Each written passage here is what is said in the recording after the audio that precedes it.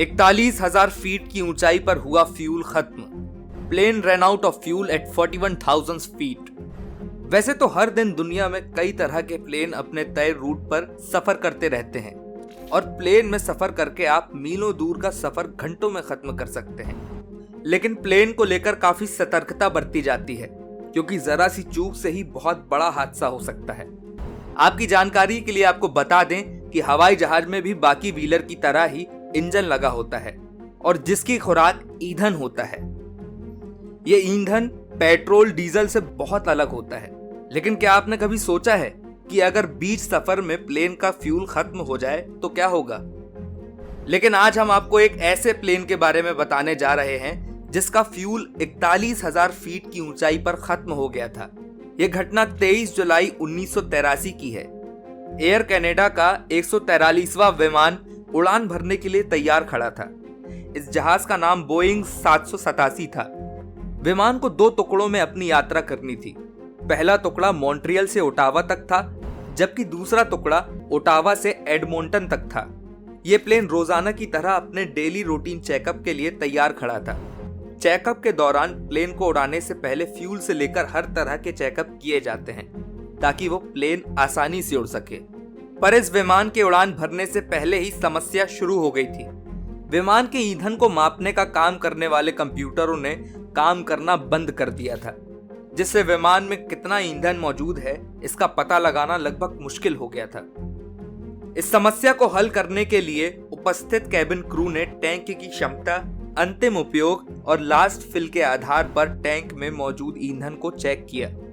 ऐसा करने के बाद उन्होंने पाया कि विमान का टैंक भरा हुआ था, जो विमान के दोनों हिस्सों की उड़ान के लिए पर्याप्त माना जा रहा था। लेकिन उस समय विमान के पायलट रॉबर्ट पियर्सन फ्यूल की काउंटिंग से संतुष्ट नहीं थे। पायलट ने फिर से फ्यूल चेक करने को कहा और उसके कहने पर उसे फिर से 3 बार चेक किया गया और नतीजा हर बार वही रहा। उसके बाद विमान चालक दल की गिनती के बाद विमान ने उड़ान भरी और विमान बिना किसी परेशानी के अपनी पहली डेस्टिनेशन पर पहुंच गया। मॉन्ट्रियल से ओटावा के लिए शुरू हुए विमान के सफर का पहला हिस्सा खत्म हो गया था। विमान की यात्रा का दूसरा भाग ओटावा से एडमोंटन तक था। विमान के पायलट रॉबर्ट पियर्सन को एक बार फिर कुछ गलत लगा और उन्होंने विमान के चालक दल के सदस्यों से ईंधन की गिनती करने को कहा। ओटावा से एडमोंटन तक का सफर 2800 किलोमीटर तक था, जिसके चलते विमान के पायलट किसी भी तरह का जोखिम नहीं उठाना चाहते थे। रॉबर्ट पियर्सन के कहने पर जब ईंधन की दोबारा गिनती की गई तो विमान के ईंधन टैंक में 3020 गैलन ईंधन था, जिसकी मात्रा 20,400 किलोग्राम थी। इतना ईंधन आने वाले सफर के लिए बहुत था, लेकिन असल में विमान के अंदर सिर्फ 9,145 किलो ईंधन मौजूद था। दरअसल इस समय कनाडा इंपीरियल सिस्टम से मैट्रिक सिस्टम में शिफ्ट हो रहा था, जिसका मतलब था कि विमान के ईंधन को किलोग्राम में गिना जाना था और उन्होंने ऐसा किया भी, लेकिन उन्होंने ईंधन की पौंड में गिनती नहीं की, जो कि बाद में उनकी सबसे बड़ी गलती साबित हुई। आपकी जानकारी के लिए आपको बता दें कि 2 किलोग्राम मिलकर 1 पौंड बनता है। गलत गिनती के बावजूद विमान ने अपनी अगली डेस्टिनेशन के लिए उड़ान भरी और पहले टैंक के खत्म होने के संकेत आने लगे। लेकिन पायलट ने इसे ज्यादा गंभीरता से नहीं लिया क्योंकि ये प्लेन में बहुत आम था और कोई भी प्लेन एक टैंक की मदद से भी उड़ सकता है। लेकिन थोड़ी देर बाद ही अन्य टैंक से भी वही सिग्नल आने लगे, जिसका सीधा सा मतलब था कि प्लेन में ईंधन खत्म हो रहा है। जब तक विमान में ईंधन खत्म होने वाला था तब तक वो अपनी यात्रा के आधे रास्ते पर पहुंच चुका था। रॉबर्ट पियर्सन ने विनिपेग में विमान को उतारने का विचार किया क्योंकि विमान के मार्ग के पास वही स्थान था। लेकिन यह समस्या का अंत नहीं था। वहां जाने से पहले विमान का सारा ईंधन समाप्त हो गया था। विमान में 2 टैंक होते हैं जो विमान के बाएं और दाएं भाग में जुड़े होते हैं। बोइंग 787 के ये दोनों टैंक पूरी तरह खाली थे।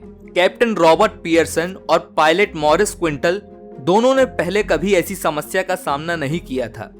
ऐसे में जब विमान का ईंधन खत्म हो गया तो विमान के सभी उपकरणों ने काम करना बंद कर दिया और विमान का रेडार सिस्टम भी बंद हो गया। ऐसे समय में विमान को आगे ले जाना लगभग नामुमकिन था। विमान को आगे बढ़ाने के लिए केवल ग्लाइडर प्रणाली का उपयोग किया जा सकता था, जिसके लिए विमान को दिशा की भी आवश्यकता होती थी। विमान के कप्तान रॉबर्ट पियर्सन बहुत ही रचनात्मक थे और उन्होंने विमान के रडार सिस्टम पर स्केल लगाकर यह गिन लिया था कि उसे आगे कहां जाना है। लेकिन बोइंग 787 की मुश्किलें थमने का नाम नहीं ले रही थी।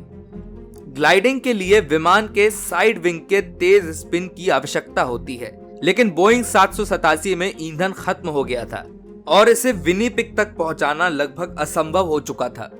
वहीं प्लेन में मौजूद सबकी उम्मीद लगभग खत्म हो चुकी थी और सभी को लग रहा था कि बोइंग 787 अब क्रैश हो जाएगा। लेकिन विमान के कप्तान रॉबर्ट पियर्सन के पास अभी भी विमान को बचाने का एक आखिरी रास्ता था। उन्होंने विमान के रडार को गिनकर उसकी वर्तमान स्थिति का पता लगा लिया था और उससे यह भी पता चल गया था कि यहां से महज 19 किलोमीटर की दूरी पर वायुसेना का एक अड्डा है जहां विमान को उतारा जा सकता है। आपकी जानकारी के लिए आपको बता दें कि इस बेस को बहुत पहले ही बंद कर दिया गया था, जिसके चलते यहाँ प्लेन को ग्लाइड करने में कोई दिक्कत नहीं होने वाली थी। लेकिन यह आइडिया बोइंग 787 के काम भी नहीं आने वाला था। रॉबर्ट पियर्सन को वायुसेना के सैन्य अड्डे के बारे में पता था कि इसे अब बंद कर दिया गया है, लेकिन उन्हें यह नहीं पता था कि सैन्य अड्डे को अब एक मजेदार पार्क बना दिया गया है और रनवे का उपयोग मैत्रीपूर्ण रेसिंग के लिए किया जाता है। उसी दिन वहां कई लोग पिकनिक मनाने के लिए मौजूद थे। हालांकि उन्हें नहीं पता था कि वहां प्लेन लैंड होने वाला है और ना ही कैप्टन रॉबर्ट पियर्सन को पता था कि रनवे पर लोग दौड़ रहे हैं।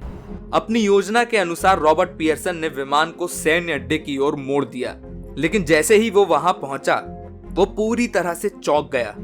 लोगों ने प्लेन को समय रहते ही देख लिया और सभी रनवे से हट गए और प्लेन भी लोगों से 100 फीट की दूरी पर रुक गया। उस रनवे पर उतरने के कारण बोइंग 787 विमान के अगले पहिए टूट गए थे, लेकिन बाद में उनकी मरम्मत की गई और बोइंग 787 विमान उसके बाद 25 साल तक आसमान में सफर करता रहा। यह मंजर असल में काफी डरावना था, लेकिन इस दौरान किसी भी यात्री या क्रू मेंबर को जरा सी भी खरोंच तक नहीं आई। विमान की सुरक्षित लैंडिंग के बाद कैप्टन रॉबर्ट पियर्सन और पायलट मॉरिस क्विंटल को आउटस्टैंडिंग एयरमैनशिप अवार्ड भी मिला और बाद में इन दोनों को प्रमोशन भी मिला।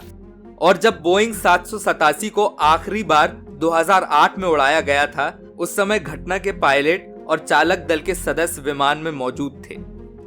आपको यह जानकारी कैसी लगी हमें कमेंट करके बताएं। ऐसी ही मजेदार और रोचक जानकारी के लिए हमारे चैनल हिंदी पैक को सब्सक्राइब करें और अगर जानकारी पसंद आई हो तो वीडियो को लाइक और शेयर जरूर करें। धन्यवाद।